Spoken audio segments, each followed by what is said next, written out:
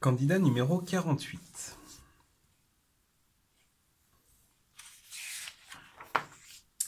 Alors, au niveau de l'écriture, c'est bien écrit, peut-être un petit peu petit, donc il faudra faire attention. Je vérifierai que toutes les lettres sont bien formées, que j'ai aucun doute, mais ça m'a l'air plutôt bien. Alors, si je regarde un petit peu comment se présentent les exercices, j'arrive à voir à peu près où commencent les exercices. N'hésite pas à souligner, histoire de bien mettre en avant les distinctions, mais là par exemple, là sur cette première page, c'est très clair. Peut-être est-ce que tu pourrais sauter une ligne entre chaque question, histoire de bien les séparer. Donc premier exercice, donc QK, tu me dis que ça fait 0,09 mm, non, c'est 0,09 mètres, puisque 0,09 plus 0,61, ça fait 0,7 mètres. Donc là, peut-être qu'un petit mot de liaison, car ça aurait bien justifié, ça aurait bien mis en avant le lien entre ces deux lignes.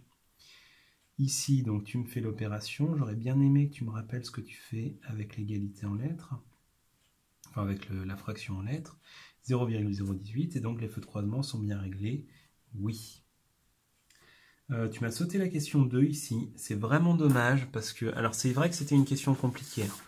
Si on regarde, il fallait calculer donc la distance maximale à laquelle éclairaient les feux, donc c'était cette distance-là. Et c'était pas très facile de trouver la bonne technique. Pour autant, il y avait plein de choses que tu pouvais faire. Il y avait plein de triangles rectangles, il y avait, là je l'ai mis en évidence ici, il y avait un grand triangle dans lequel on pouvait faire le théorème de Thalès. Donc en fait là on te donnait l'opportunité de dire, vas-y, montre-nous ce que tu sais faire en géométrie. Alors c'était difficile de trouver la bonne technique, comme je l'ai dit, mais si tu m'avais fait par exemple un théorème de Thalès dans ce grand triangle, c'était pas la bonne idée, hein, mais ça t'aurait quand même rapporté des points si tu l'avais bien fait. Donc là c'est vraiment dommage d'avoir sauté cette question, elle était sur 8 points, donc c'est un petit peu dommage.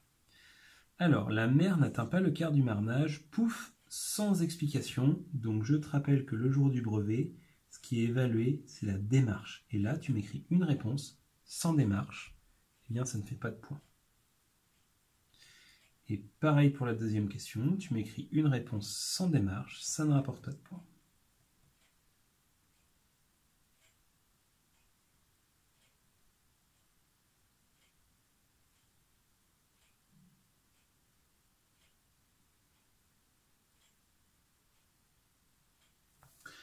On continue, désolé pour l'interruption.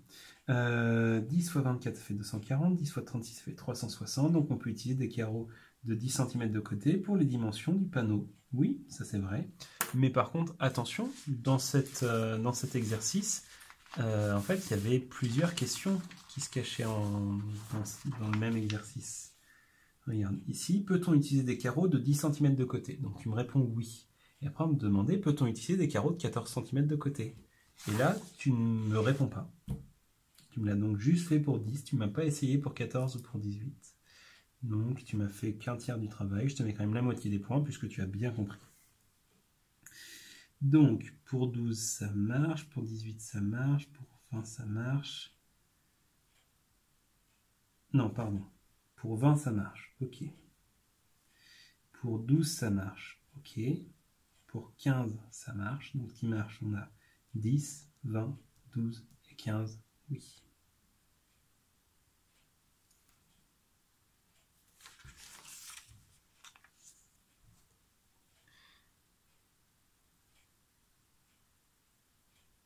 Ok, donc là, il aurait fallu faire une phrase, là, il aurait fallu faire une phrase, quelque chose, par exemple, il y a 16 carreaux sur la largeur.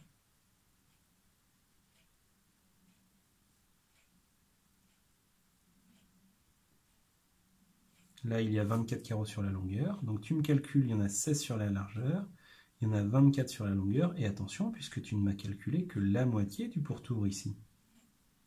Donc première erreur, et deuxième erreur, c'est que dans les coins, en fait, le carreau qui fait l'angle, tu me l'as compté une fois là et une fois là, d'accord?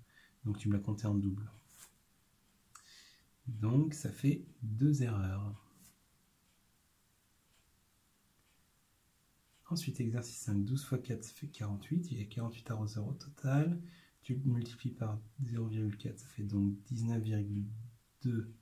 Attention, l'unité, ce sont des mètres cubes, ce ne sont pas des cubes. Donc, ils ont un débit de 19,2 mètres cubes d'eau par heure, oui. Donc, tu multiplies par 30, parce qu'on utilise 30 minutes par jour. Alors, attention, là, il y a deux erreurs assez graves. Première erreur, c'est qu'on utilise 30 minutes. Et là, 19,2, ce n'est pas des mètres cubes par minute, ce sont des mètres cubes par heure. Donc là, il aurait fallu faire une petite conversion.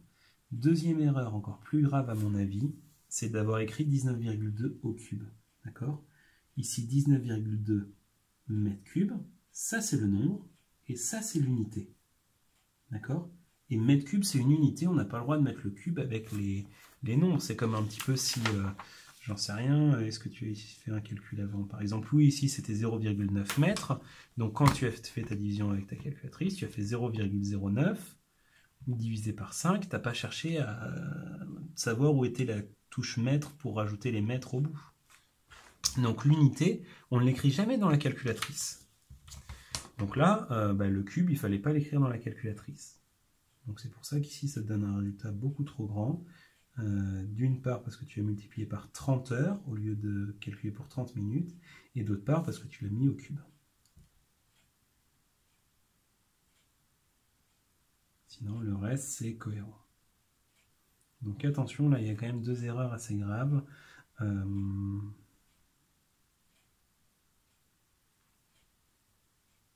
vais te mettre 6 sur 10, et ce qui te sauve ici, c'est le fait, alors déjà que tu étais bien parti, que tu as fait un certain nombre de bons raisonnements, le nombre ici, c'est bon, la multiplication par 48, c'est une bonne idée, la multiplication par 31, c'est une bonne idée, donc il y avait des éléments positifs, et surtout, ce que j'apprécie, c'est le fait que tu me fasses un calcul et que tu me fasses une phrase pour l'expliquer.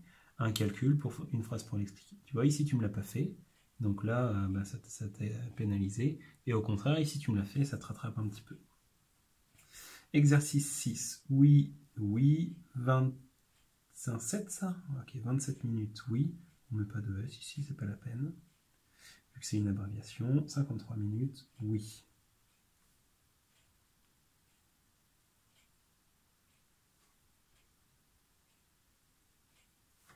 V égale D sur T, donc 11 et 53 minutes. Et donc, il faut faire la fin. Donc là, en fait, tu connais la formule, mais tu ne sais pas l'utiliser. Donc ça va être à revoir avant le brevet, parce qu'il faut être au point sur le calcul de vitesse. Ça peut te servir en maths, ça peut te servir en technologie. Fréquence cardiaque maximale de crise, 190 battements par minute.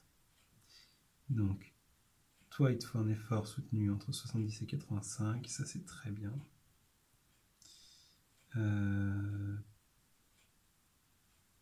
C'est bizarre ce que tu m'as fait là. Pourquoi tu m'as mis 85,26? Il aurait fallu marquer 85 et faire le produit en croix. Donc ça fois ça divisé par ça, ça te donne le résultat ici.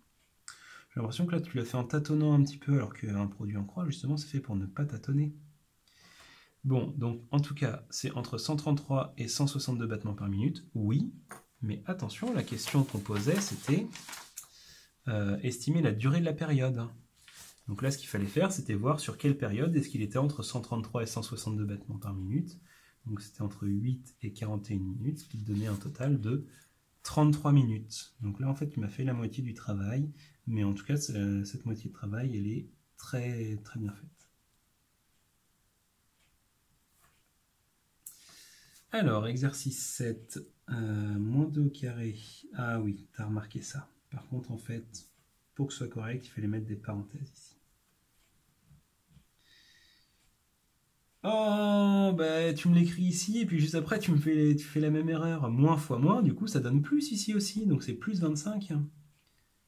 Plus 25, et après, on te demande d'ajouter le triple. Le triple, c'est fois 3.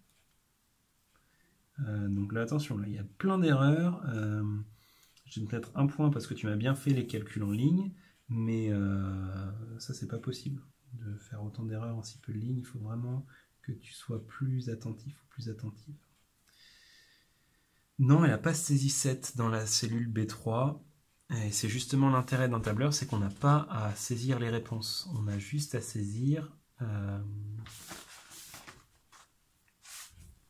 une formule. Donc par exemple, ici on me donne comme exemple, là on a cliqué sur la case B2, ce qui affiche la formule ici, c'est donc la case B1 donc la case qui est juste au-dessus, moins 3, au carré. Donc ça correspond au programme A.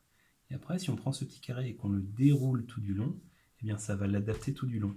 Tandis que si on avait mis 36 et qu'on l'avait étiré, ça nous aurait fait 36, 37, 38, 39, 40, sans du tout prendre en compte ce qu'il y avait marqué au-dessus.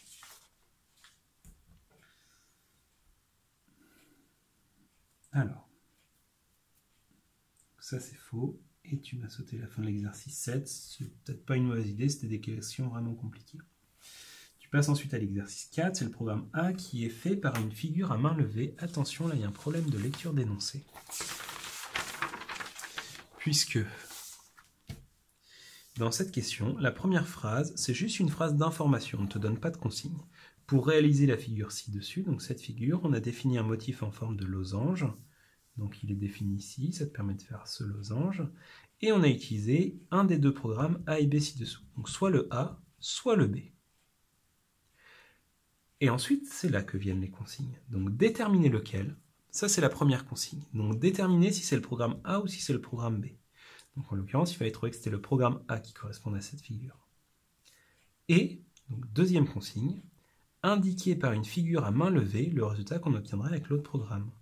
C'est-à-dire avec le programme B, qu'est-ce qu'on obtiendrait? Ben là, il fallait que tu me fasses une figure pour indiquer ce qu'on aurait obtenu avec le programme B. Mais là, j'ai l'impression que tu as un peu tout mélangé. Du coup, tu te dis, ok, ça c'est une figure à main levée, alors que non, en fait, ça c'est une figure propre. Elle n'est pas en vraie grandeur, mais c'est une vraie figure. Donc, par contre, tu as quand même bien choisi le programme A. Donc, ben non, je peux te mettre qu'un point vu que tu ne me le justifies pas. Donc, j'aurais bien voulu savoir pourquoi c'était le programme A. C'est le programme A car on avance de 55 entre chaque motif. Non, là c'est pas la bonne réponse. Déjà parce que en fait tu as mesuré directement cette longueur sur ta figure. Alors qu'en général, sauf si c'est marqué explicitement mesuré et que c'est une figure en vraie grandeur, on n'a pas le droit de mesurer. Et surtout, tu as trouvé 0,5, ce sont des centimètres. Pas des millimètres. Ou alors c'est 5 millimètres. Et troisième question, il faut rajouter cette instruction juste avant le stylo en position d'écriture. Alors,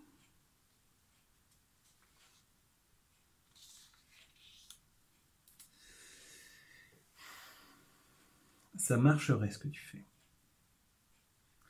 Ça ne répond pas tout à fait à la question parce qu'on envisage d'insérer l'instruction dans le programme utilisé à la question, c'est-à-dire dans le programme A. Et toi, tu me proposes de me l'insérer dans le motif. Donc, tu ne réponds pas tout à fait à la question. Pour autant, ça va fonctionner si jamais tu fais ça. Donc, je vais quand même t'accorder les points ici. Donc, ça fait 2 points pour cette question 3, 0 pour la question 2. Et là, tu ne m'as pas fait la question 1B. Donc, pour terminer, au niveau de la rédaction, donc on a dit que c'était bien écrit, j'ai eu aucun mal à te déchiffrer, donc ça c'était bien. Attention, il manque beaucoup d'explications, il manque des phrases ici, au contraire ici c'était plutôt bien fait.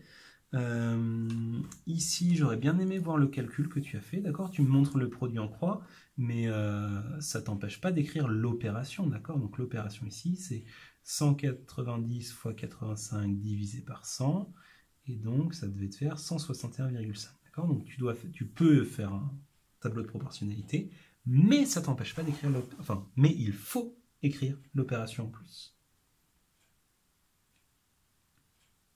Sinon le reste c'était plutôt bien. Donc là je vais te pénaliser pour ces 3 choses. Et les petits problèmes d'unité au fur et à mesure, je vais te mettre une note de 6,5 sur 10. Donc si on fait le total, ça nous fait 13, 15, 21, 25, 28, 34, 34, 39, 40, 47.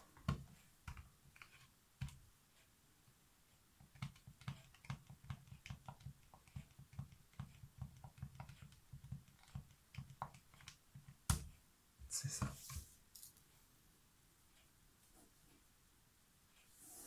Donc, en commentaire, il faut bien que tu révises avant le brevet, notamment le calcul de vitesse, les théorèmes de géométrie, histoire de ne pas sécher sur des questions comme ça.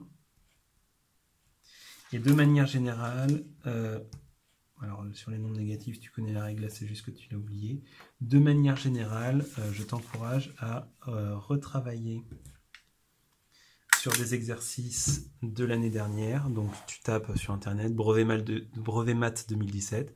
Tu vas trouver plein de sujets avec leurs corrigés. Donc, t'en téléchargeant, peu importe lequel, et puis tu t'entraînes à faire les exercices. Puis, au fur et à mesure, tu vérifies avec le corrigé que ça correspond bien. Et donc comme ça, tu pourrais être plus performant et passer les 50 le jour du brevet. D'accord? Je pense que même au vu de ce que tu fais, tu dois être capable de taper entre les 55 et les 60 avec de l'entraînement.